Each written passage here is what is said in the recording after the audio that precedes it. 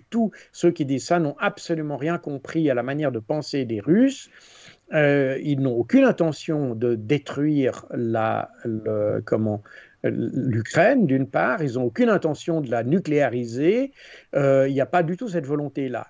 Du côté ukrainien, la chose est un peu différente. Je ne pense pas que les Ukrainiens non plus veuillent nécessairement nucléariser, quoique ils ont une plus grande hargne contre les Russes que les Russes contre les Ukrainiens, disons. Et ça vient d'ailleurs de l'histoire, ça, c'est pas simplement.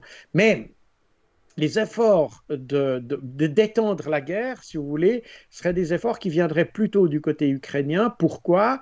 Parce que les Ukrainiens constatent ils perdent la main dans le conflit et que la ressource est d'avoir une implication des pays occidentaux. N'est-ce pas? C'est un peu le même phénomène qu'on a d'ailleurs en Palestine avec Israël.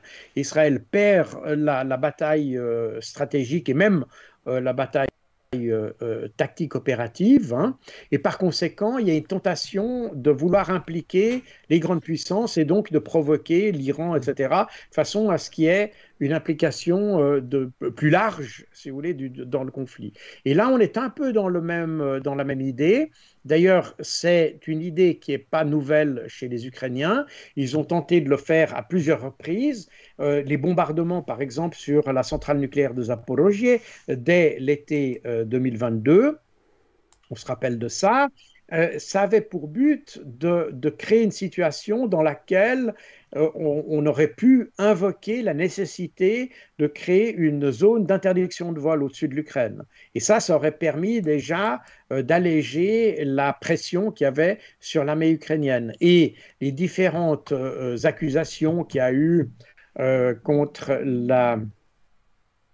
les Russes, qu'ils massacraient des populations civiles, qu'ils bombardaient des civils, etc., avaient pour objectif de créer, de pousser les Occidentaux à exiger l'instauration d'une zone d'interdiction de vol. Alors, c'était la recette qui avait fonctionné avec la Libye. Et c'est un peu ce que voulait refaire Zelensky à propos pour l'Ukraine. Le problème est que c'est plus facile de faire une zone d'interdiction de vol face à la Libye que face à la Russie. Et donc les Occidentaux n'ont jamais voulu entrer dans ce jeu-là. Et à plusieurs reprises, alors évidemment, de nouveau, nos médias n'ont jamais mentionné ça, mais à vrai dire, quand on lisait la presse ukrainienne, on voyait que la finalité des accusations contre la Russie était la création d'une zone d'interdiction de vol. Ce n'est pas d'évocation, ça n'avait pas de but humanitaire, parce que les Ukrainiens ont bombardé les civils très largement, mais c'était effectivement de pousser les Occidentaux à créer cette zone d'interdiction de vol. Et aujourd'hui, ça n'est pas l'OTAN qui interviendrait, parce que là aussi, il y a beaucoup de commentateurs notamment en France, qui sont très contre l'OTAN, etc. Alors, je ne dis pas que l'OTAN est une organisation qui est toute blanche, et je pense qu'elle a perdu beaucoup de sa pertinence, mais n'est-ce pas, les commentateurs qui voient un problème de souveraineté de la France, etc., ils ont tendance à toujours mettre l'OTAN à toutes les sauces. Or, dans le conflit ukrainien, et plus particulièrement dans le cadre de cette offensive sur Koursk, il est absolument hors de question que l'OTAN, en tant qu'organisation, intervienne. En revanche, il pourrait y avoir des pays de l'OTAN qui s'impliquent, mais non pas dans le cadre structurel de l'OTAN, mais dans le cadre des traités bilatéraux de sécurité qui ont été signés entre leurs pays, par exemple la France, l'Allemagne, la Roumanie, certains pays baltes et l'Ukraine. Dans le cadre de ces traités-là, ces pays pourraient intervenir, mais non pas dans le cadre de l'OTAN, parce que l'OTAN, ça veut dire les Américains, et les Américains n'ont absolument aucune intention de s'impliquer dans ce conflit. Et on voit d'ailleurs très nettement que les Américains sont irrités par cette offensive.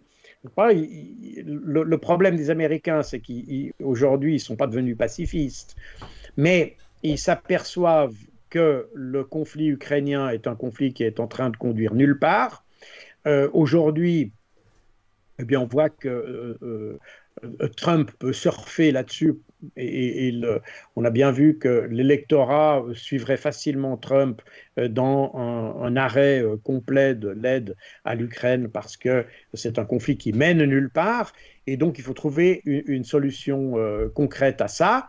Et par conséquent, pour un peu court-circuiter Trump, l'administration Biden chercherait plutôt à initier un processus de dialogue ou de négociation. Ils n'arriveront sans doute pas à avoir la paix, mais au moins que le Biden puisse, au moment de l'élection présidentielle dans quelques mois, d'avoir au moins initié un processus de dialogue, amorcer une solution. Et ça, c'est ce que voudrait l'administration Biden. D'ailleurs, c'est un peu la même démarche qu'ils ont à propos du conflit palestinien. Ouais, alors peut-être. L'idée, ils vont pas résoudre le problème, mais ils veulent au moins que, en apothéose, Biden finisse en ayant été l'initiateur d'un mécanisme de En tout négociation. cas, qu'on le croit. Ouais. Donc, toutes ces... En tout Pardon? cas, qu'on le croit qu'ils sont initiateurs de quelque chose. Mais pour moi, c'est plus de la Oui, posture. bon, d'accord, oui, on peut jouer sur les mots, mais disons que je pense que, et c'est d'ailleurs assez logique, hein, ils veulent un résultat. Ils n'auront pas la victoire, ça c'est clair, ni d'un côté ni de l'autre. Les Américains pourront obtenir la victoire de leur allié. Donc, d'un côté l'Israël, de l'autre côté l'Ukraine. Donc, ça, c'est absolument hors de question. Par contre, ils peuvent faire valoir un succès en amenant leur allié dans un mécanisme, dans un processus de négociation. Ça, ce serait un succès déjà qui serait notable. Et c'est donc un peu dans cette direction que s'acheminent les Américains. Et c'est pour ça que les actions, tant l'attaque contre Ismail Haniyeh à Téhéran par les Israéliens, tant l'initiative d'attaque contre la Russie L'Ukraine. par l'Ukraine, sont des initiatives qui dérangent les Américains. C'est la raison pour laquelle, d'ailleurs, les Américains se sont opposés au fait que les Ukrainiens puissent utiliser leurs armes dans la profondeur du territoire russe. Si vous remarquez, les Français ont dit de manière assez libérale que les Ukrainiens pouvaient le faire, les Anglais aussi, ils ont dit la même chose, mais les Américains pas. Et les Américains ont même poussé le vice plus loin parce qu'ils disent aux Anglais, vous ne pouvez pas donner l'autorisation aux Ukrainiens d'utiliser les armes anglaises dans le territoire russe parce que vous avez des composants américains dans ces missiles et par conséquent, vous devez avoir notre autorisation pour donner cette autorisation aux Ukrainiens. Et on voit très bien que les Américains n'ont aucune intention d'avoir une extension du conflit. Au contraire, ils voudraient plutôt qu'on s'achemine vers une perspective de solution. Peut-être pas sur la solution, parce qu'elle ne viendra pas comme ça par miracle, mais dans une perspective, sur un chemin qui conduirait à la solution. Ça, c'est l'idée des Américains. Et par conséquent, toutes ces initiatives d'attaque, on voit que soit Israël, soit l'Ukraine sont des situations désespérées et ils réagissent de la même manière, c'est-à-dire dans une fuite en avant des deux côtés. C'est une fuite en avant, littéralement. Et chez les Ukrainiens, c'est encore plus une fuite en avant, dans la mesure où cette fuite en avant compromet encore davantage les capacités de combat qu'ils ont sur les terrains de bataille, les champs de bataille principaux que sont par exemple le Donbass. Donc on voit bien qu'on est vraiment dans l'idée d'une aggravation de la situation. Ils essayent de trouver une solution du problème dans une aggravation de la situation. Alors hier, il y avait la convention démocrate américaine avec l'avènement de Kamala Harris.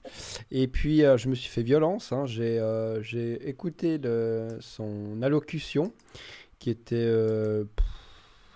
Bon, d'abord, elle a parlé 10 minutes de sa famille et d'où elle venait. Bon, elle veut se faire un peu connaître parce qu'a priori, avant d'être candidate pour la présidence, elle était assez bas dans les sondages. Hein, en tant que vice-présidente, elle était relativement détestée par à peu près tout le monde. Mais maintenant, il semblerait que ça va bien. Maintenant elle est candidate, elle est adulée par tout le monde.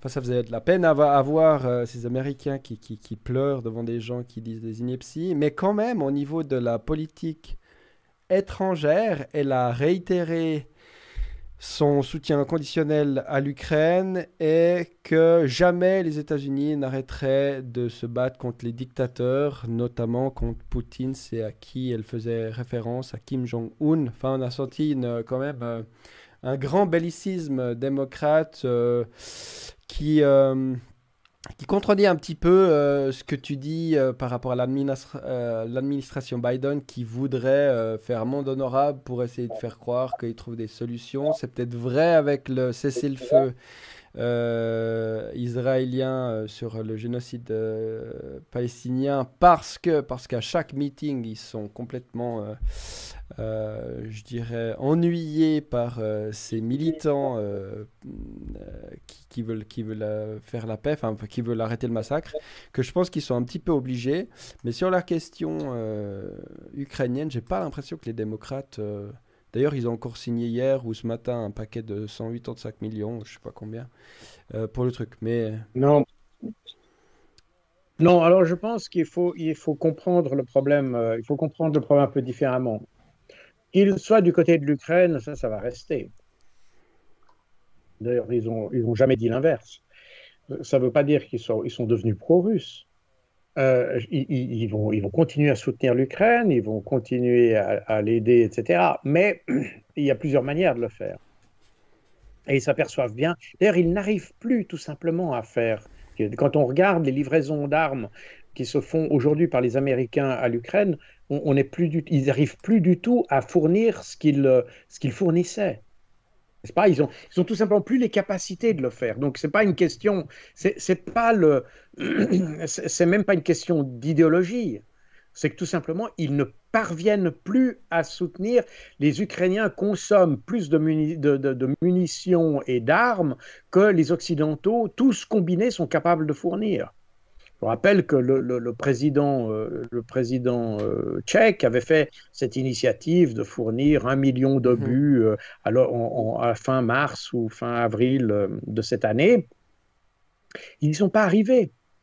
Ils ne sont tout simplement pas arrivés. Ils n'ont pas trouvé 1 million d'obus, même en raclant les fonds de tiroir de Donc maintenant, c'est une l'OTAN. question de Donc, capacité, pas de volonté.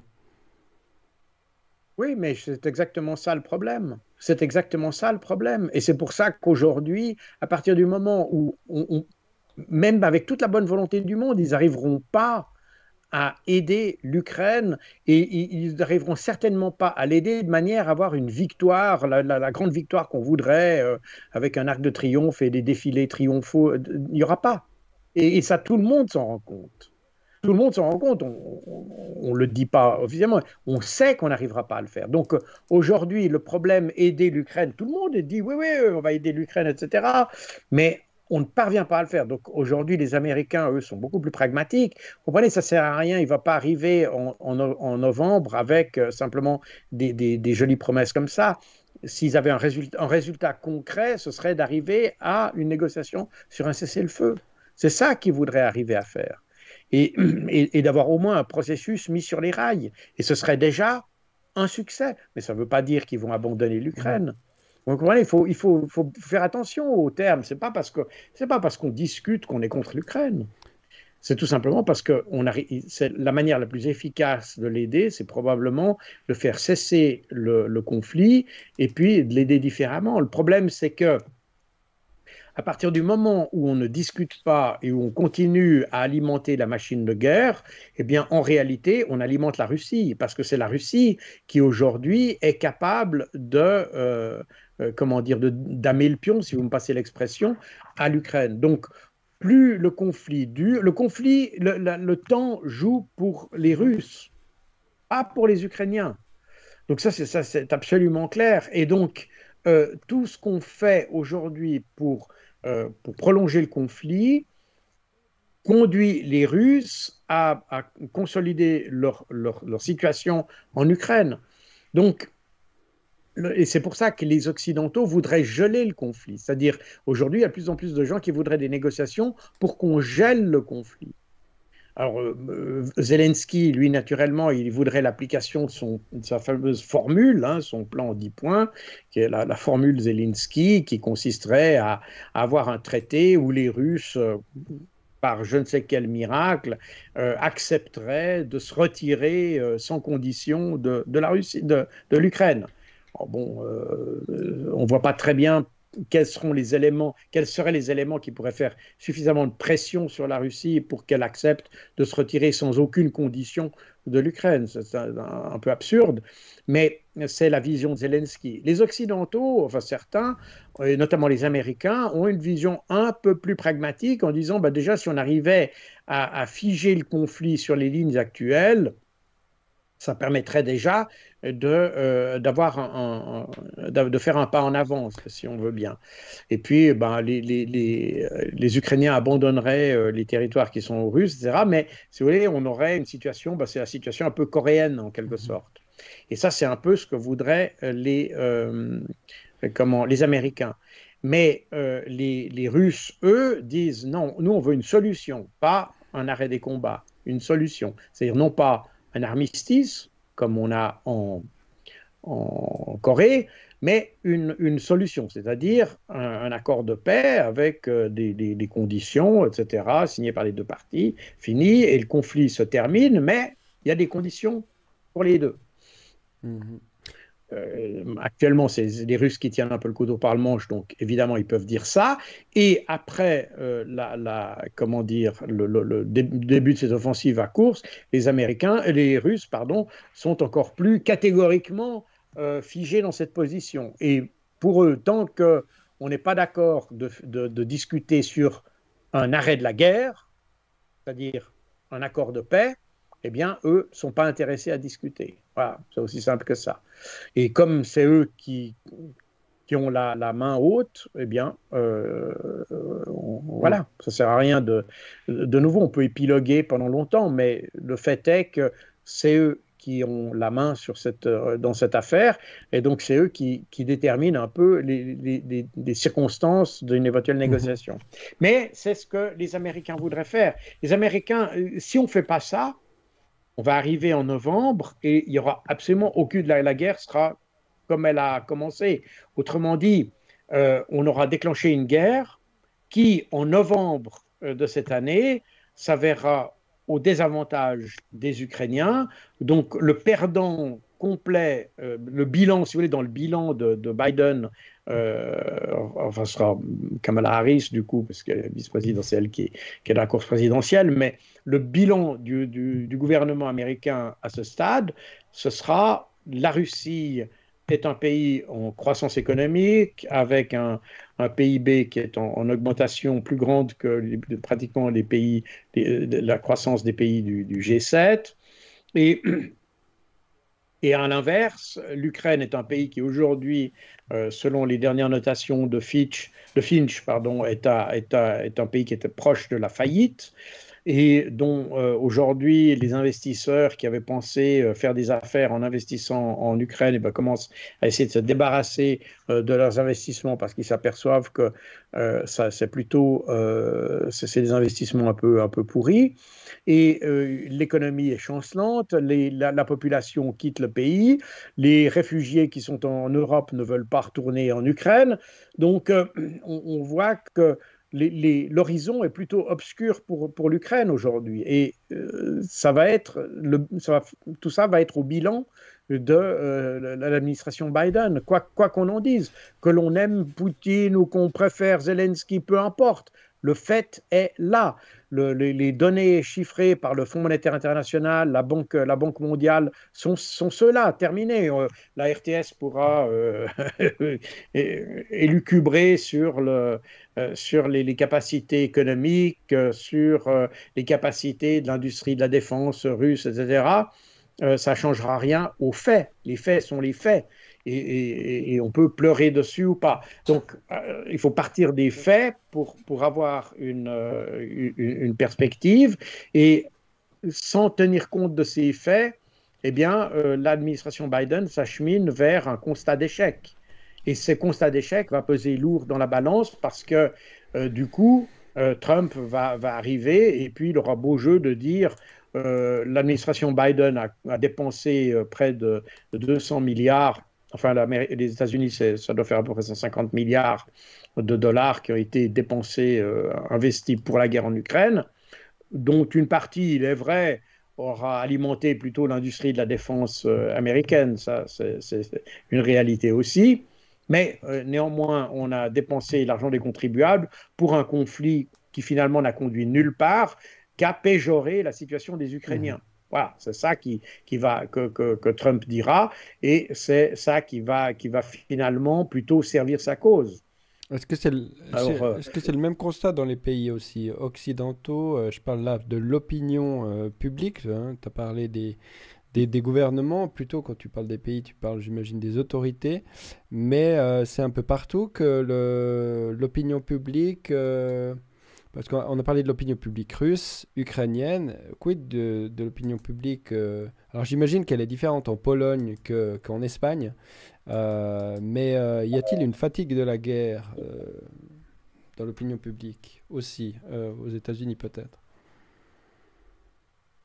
alors, je n'ai pas étudié les cas spécifiques des différents pays, mais à la lueur des élections qui ont eu lieu à propos des élections européennes, des différentes élections qu'il y a eu dans certains pays, on s'aperçoit qu'il y a un décalage toujours plus grand entre les décisions des élites politiques des pays européens ou occidentaux et la population des pays occidentaux, qui malheureusement tendent à favoriser les extrêmes, soit à droite, soit à gauche, plutôt à droite d'ailleurs. Alors, c'est une situation qui est extrêmement malsaine et qui est en fait provoquée par ces élites enfin, soi-disant élites de centre-gauche, euh, qui n'ont pas su gérer la crise, pas du tout su gérer la crise, n'est-ce pas? Je crois qu'aujourd'hui, le citoyen, finalement, il y a un bon sens populaire qui fait dire que cette guerre ne conduisait nulle part et qu'on aurait eu mieux fait finalement de pousser l'Ukraine à appliquer les accords de Minsk, mais on n'a pas voulu le faire. Bon, on n'a pas voulu le faire, donc on a créé une situation conflictuelle qui pouvait déboucher sur la guerre, et c'est ce qui est arrivé. Et aujourd'hui, la plupart des gens pensent que ben, probablement il serait bon de, quoi qu'on, c'est pas la question de savoir, de nouveau, c'est pas la question de savoir si on aime Poutine ou si on n'aime pas. De nouveau, c'est pas cette idée de faire partir la réflexion sur le fait que Poutine est méchant est totalement infantile. Mais bon, ça c'est celle qu'on rencontre beaucoup chez les Mhm. journalistes. Mais c'est pas comme ça qu'il faut voir le problème. Maintenant, il faut voir vers quoi va-t-on? Est-ce qu'on a amélioré la situation de l'Ukraine? Admettons que notre perspective soit de défendre la démocratie. Est-ce que vraiment on a amélioré la situation de la démocratie? Je ne suis pas sûr du tout. Mhm. On n'a en tout cas pas entamé la gouvernance russe. Donc, déjà, ça, c'est pas fait.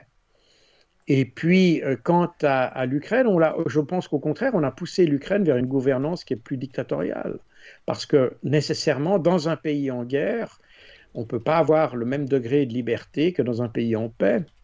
Et là, je ne jette pas la pierre aux Ukrainiens. Je pense que c'est assez logique que dans un conflit en guerre, on mette, dans un pays en guerre, pardon, on mette des contraintes plus grandes sur la liberté d'expression, sur tout ça. Donc, l'Ukraine a interdit des partis politiques, interdit des chaînes comment dire, de D'opposition. médias. Des partis Donc, d'opposition aussi, oui. et les partis d'opposition aussi. Donc, alors, je le déplore, mais c'est logique quelque part, parce que dans un pays en guerre, je peux comprendre ça. Je ne dis pas que je le justifie, mais je peux le comprendre. Mais au bilan, on n'a pas favorisé la démocratie, parce que le fait d'interdire des partis d'opposition, même si on peut le concevoir, c'est pas favoriser la démocratie. Donc on n'a absolument rien fait pour développer la démocratie en Ukraine. D'ailleurs, si on avait voulu la développer, les accords de Minsk prévoyaient une. Alors évidemment, de nouveau, si tu regardes les articles de la RTS, évidemment en février 2022, parce qu'après la question s'est plus posée dans les mêmes termes, mais jusqu'en février 2022, la RTS systématiquement parlait de séparatistes quand il parlait des gens du Donbass. Or, les républiques du Donbass n'ont pas été Mhm. séparatistes. les traités de Minsk prévoyaient une autonomie. Ces gens étaient des autonomistes, non pas des séparatistes. Mais systématiquement, on emploie le terme séparatiste, qui est le terme utilisé par la propagande du gouvernement ukrainien d'ailleurs.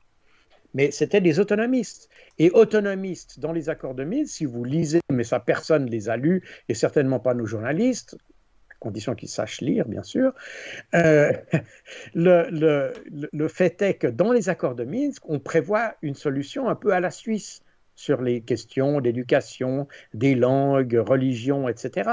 C'est une solution à la Suisse qu'on propose. Donc en réalité, les accords de Minsk étaient une situation qui favorisait l'essor de la démocratie en Bon, Ukraine. finalement, ils se Et sont d'avoir, au lieu séparés, d'avoir finalement, en fin de compte. Mais maintenant, c'est une autre chose, parce qu'il y a eu la guerre, etc. Et maintenant, il y a une séparation. Mais ça, c'est l'effet, justement, comme on n'a pas respecté les accords de Minsk. Si on avait appliqué les accords de Minsk, on aurait eu une autonomie des républiques du Donbass. Et donc, jusqu'à ce moment, jusqu'en février 2022, on est des républiques autonomistes et des Mhm. déclarations autonomistes, non pas Oui. séparatistes. Donc c'est ça qui est important de rappeler. Et depuis, la situation a changé. La guerre était là. Voilà, ça a créé une situation où la fracture s'est créée, si vous voulez. Mais au départ, les accords de Minsk, c'est un accord entre Kiev et les autorités du Donbass. Point final. Et si vous lisez le texte, qui est d'ailleurs devenu une résolution des Nations Unies, c'est un accord entre les autorités de Kiev et les autorités des républiques. Et il y a un terme, maintenant, je n'ai plus le terme, je crois que l'abréviation c'est ODLO, c'est des autres entités, ils n'ont pas voulu dire république, etc., parce que d'ailleurs, ce n'était pas les oblasts intégraux, hein, c'est une partie des oblasts, et c'est pour traduire cette partie des oblasts qu'on utilisait l'abréviation, je pourrais me tromper, mais je crois que c'est ODLO, cette abréviation qui détermine les entités autonomistes du Donbass. Et donc, les accords de Minsk, c'est un accord entre les autorités de Kiev et les autorités de ces entités qui aspirent à l'autonomie. C'est tout, terminé, avec une garantie des Russes d'un côté, une garantie des Allemands et des Français de l'autre. Terminé.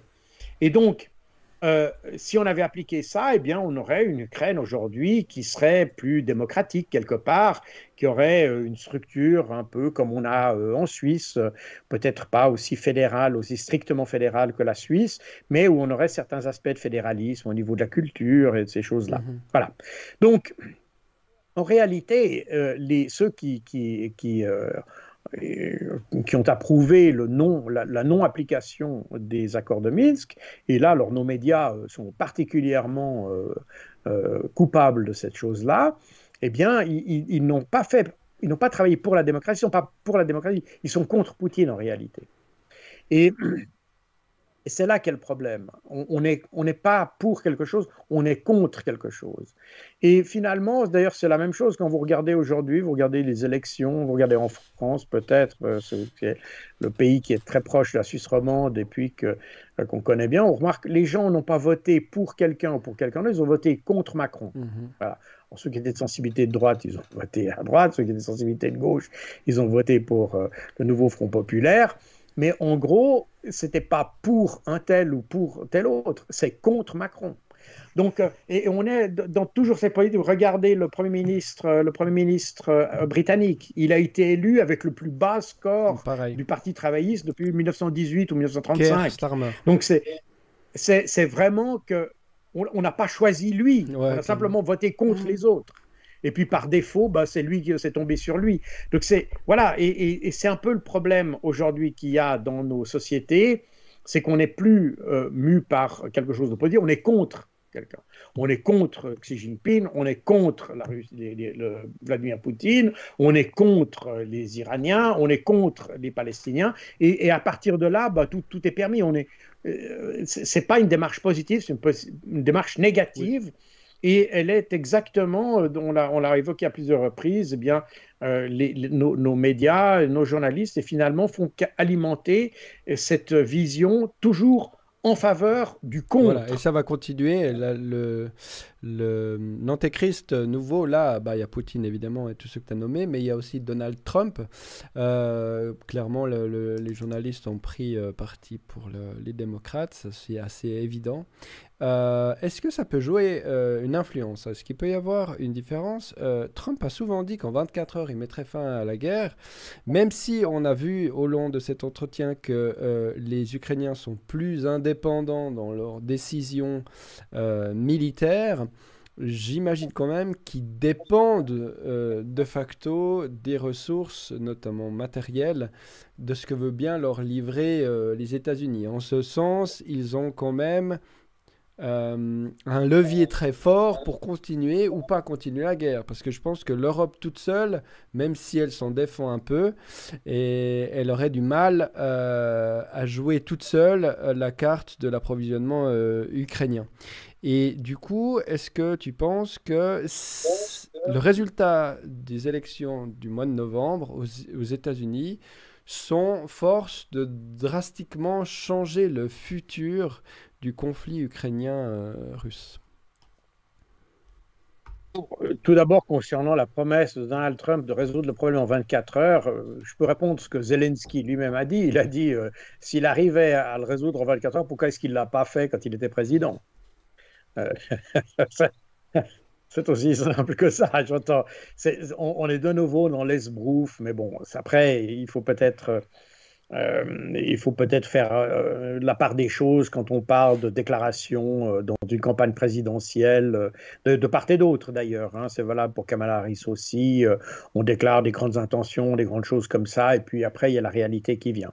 D'un certain côté, je pense que de ce point de vue-là, Trump est un peu plus réaliste, c'est-à-dire que il s'est aperçu, comme d'ailleurs les républicains, on se rappelle des débats qui ont eu au Congrès au début de cette année pour l'attribution des 61 milliards que l'on voulait donner en faveur de l'Ukraine.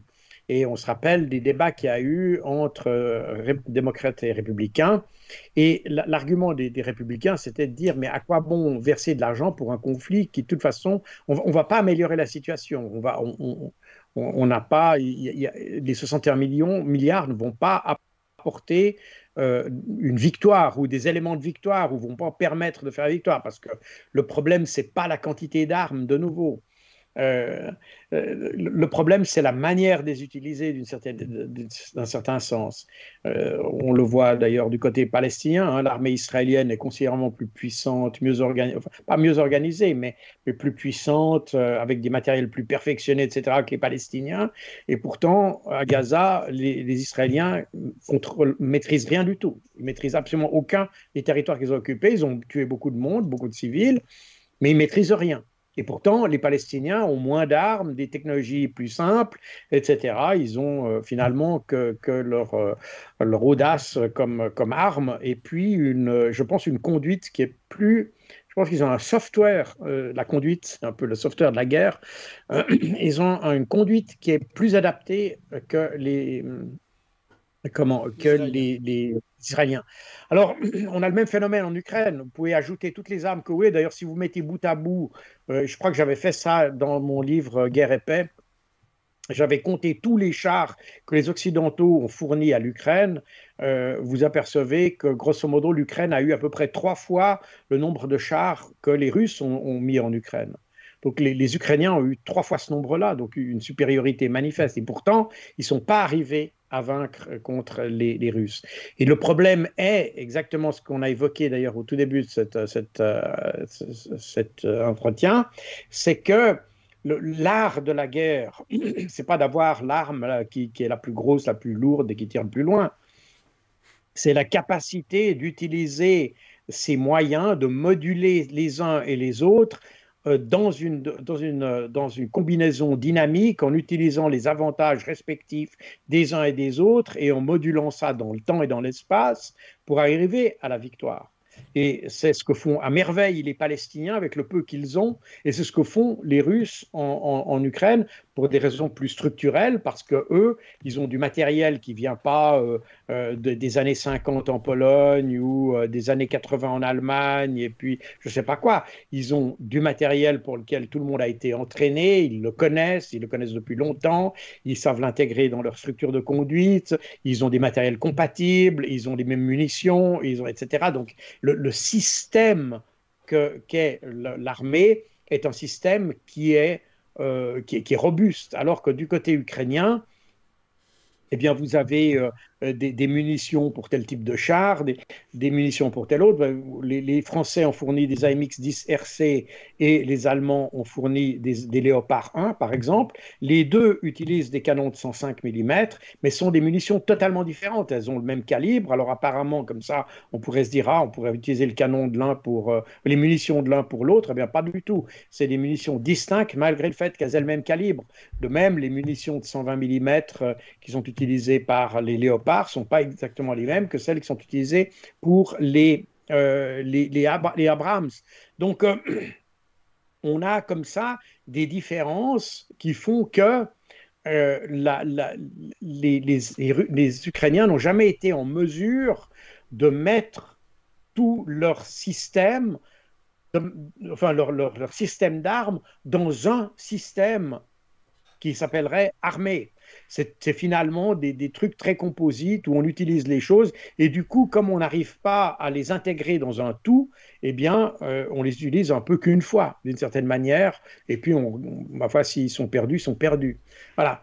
Donc, on a un peu cette situation-là. Donc, les Américains sont aperçus de ça et ils savent que tout l'argent qu'ils vont mettre là-dedans n'améliorera rien du tout. Et ça, je pense que Trump et ses partisans pensent la même chose. Autrement dit, le problème qui va se poser pour la nouvelle administration, enfin disons Trump, disons comme ça, c'est il va se dire à quoi bon mettre de l'argent dans quelque chose qui, de toute façon, va vers l'échec. Donc, il faut arrêter les frais, ça ne sert à rien. On est dans la logique, de nouveau, c'est le syndrome des fonds irrécupérables. Hein. On investit pour faire, je me rappelle, en Suisse, quand on étudiait des systèmes comme les obusiers de forteresse, Bison, et on avait investi un certain nombre de centaines de milliers de francs dans le développement de ce machin. Et puis, quand il est arrivé à maturité, c'était la fin de la guerre froide et on n'avait plus besoin des forteresses. Alors, on s'est dit, bon, ben, on va abandonner le projet. Eh bien, non, il y a des gens qui ont dit, ah non, mais parce qu'on a dépensé déjà tant d'argent, il faut quand même continuer le projet. Donc, on a continué à dépenser des millions, alors qu'on savait que ça servirait à rien, mais tout simplement parce qu'on avait ces coûts irrécupérables, autrement dit les coûts qu'on avait, des coûts de développement, on a voulu soi-disant les rentabiliser. En réalité, c'est simplement de l'argent foutu loin. D'ailleurs, on a dépensé des millions pour ces obusiers de forteresse, ou canons de forteresse, qui finalement ont été abolis quelques années plus tard. Et donc, on a perdu pas seulement l'argent pour le développement, mais encore l'argent pour l'achat. Et du coup, on a perdu encore 3 fois ou 4 fois plus que ce qu'on aurait perdu si on avait abandonné au bon moment. Et donc, c'est exactement la même chose que vous avez en Ukraine. On se dit, ah, mais on a mis tellement d'argent que c'est le raisonnement des Européens. Hein, on a mis tellement d'argent maintenant qu'on ne peut pas abandonner le truc. Les Américains ne sont pas comme ça. Ils sont beaucoup plus pragmatiques.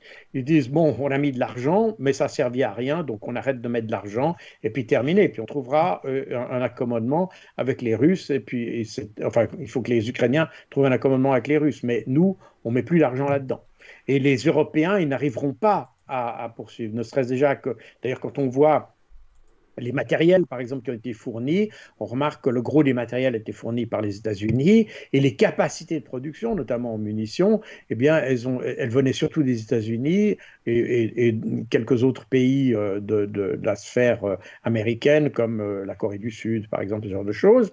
Mais les Européens n'arrivent pas à tenir la distance en matière de production parce qu'ils ont, à la fin de la guerre froide, assez logiquement d'ailleurs, puisque avec la fin de la guerre froide, eh bien, on a eu le sentiment en Europe qu'il n'y aurait plus de guerre en Europe et que par conséquent, il n'était plus nécessaire de maintenir l'appareil de production militaire et l'appareil militaire en général dont on avait eu besoin pendant la guerre froide. Et par conséquent, ces matériels, comment dire, C'est ces l'industrie. ensembles, cette industrie, eh bien, c'est un peu étiolé pour s'adapter aux nouvelles conditions du marché.